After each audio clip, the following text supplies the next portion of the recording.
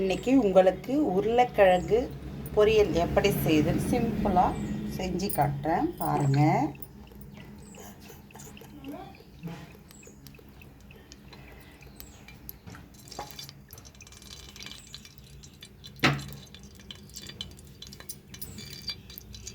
அப்படி தான் இருக்கும். அதில் பார்த்தீங்கன்னா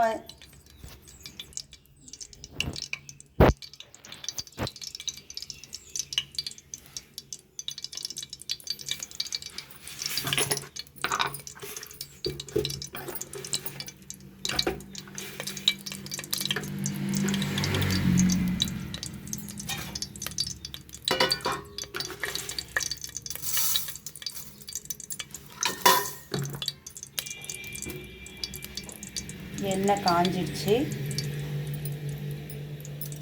இப்போ கடுகு,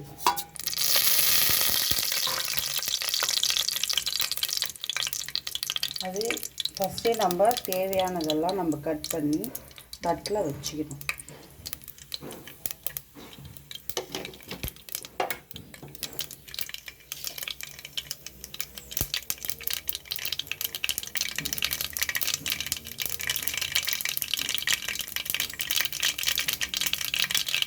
கடுகு வெந்துருச்சு.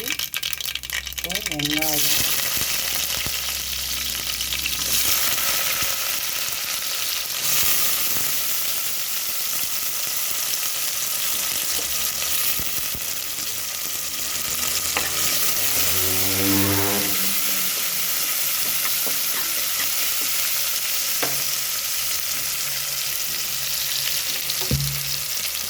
வெங்காயம் தோலோடு உதிச்சு வச்ச பூண்டு போட்டுட்டு கொஞ்சமாக சால்ட், வெங்காயம் வதங்க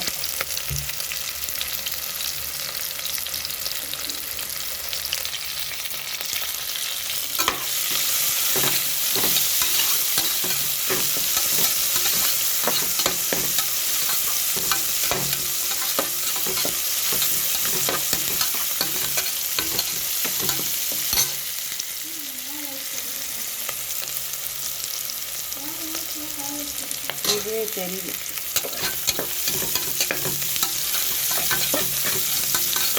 வெங்காயம் ரொம்ப வதங்கக்கூடாது.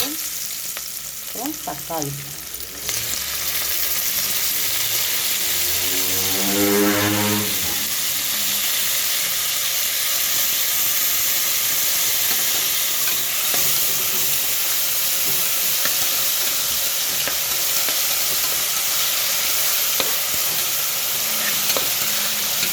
புதுசாக சமையல் கற்றுக்கிறவங்களுக்கு இது ஈஸியாக இருக்கும். நான் நிறைய வீடியோ, சிம்பிள் வீடியோஸு, கிராம சைடு குழம்புங்க எப்படி செய்து நிறைய வீடியோ பார்த்து போடுறேன். சேனலை சப்ஸ்கிரைப் பண்ணுங்கள். மஞ்சத்தூள் போட்டுட்டேன். மஞ்சத்தூள் ஃபஸ்ட்டில் போட்டோம்னா கொஞ்சம் வதங்கிறதுக்கு ஈஸியாக இருக்கும்.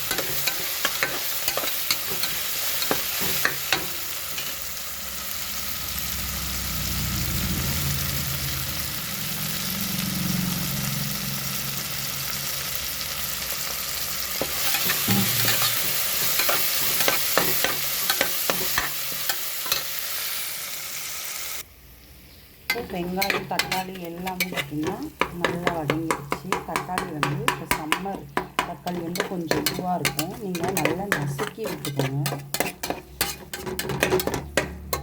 இப்போது மிளகாய் தூள் வந்து வெறும் மிளகாய் தூள் போடுங்க, நல்லாயிருக்கும். உருளைக்கிழங்கு தனியாவோட மிக்ஸ் ஆகி போட்டாலும் நல்லாயிருக்கும். பட் வெறும் மிளகாய் தூள் போடும்போது நல்ல கலரு, டேஸ்ட்டும் நல்லாயிருக்கும். இது ஒரு டிஃப்ரெண்ட்டான டேஸ்ட்டாக இருக்கும், வித்தியாசமாக இருக்கும்.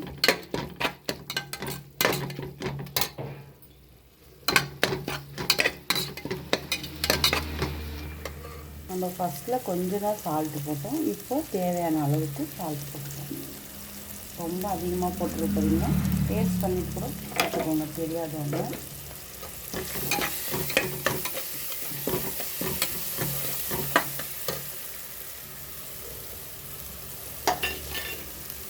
இப்போ கறிவேப்பிலை,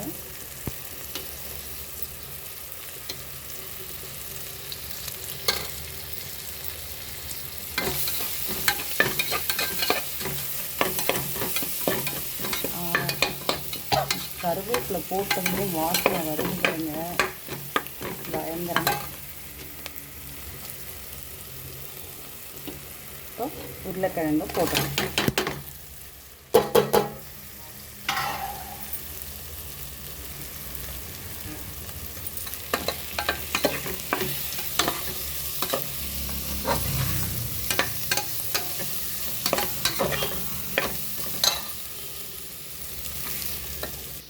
பாருங்கள், நான் சொன்னல வெறும் மிளகாத்தூள் போடுங்க அப்படின்ட்டு. பாருங்கள், பொட்டேட்டோ உருளைக்கிழங்கு பொரியல் நல்லா கலர்ஃபுல்லாக செம்மையாக இருக்குது. ரசம் சாதம் இன்னைக்கு பாப்பா வந்து சம்மர் தான், பட் ரசம் சாதம் வேணும், உருளைக்கிழங்கு பொரியல் வேணும்னு கேட்டாங்க. அதனால் இன்றைக்கி உருளைக்கிழங்கு பொரியல், ரசம் சாதம் லஞ்சுக்கு.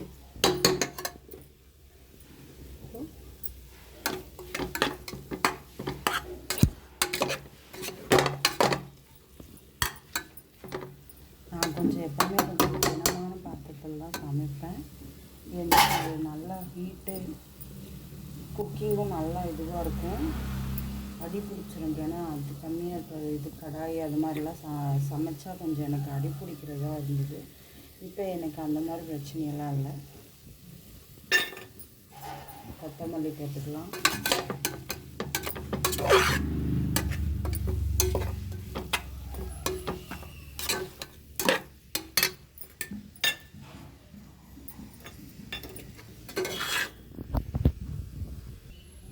பார்த்திங்களா, சூப்பரான உருளைக்கிழங்கு பொரியல் ரெடி. செஞ்சு பாருங்கள், கமெண்ட் பண்ணுங்கள், சப்ஸ்கிரைப் பண்ணுங்கள்.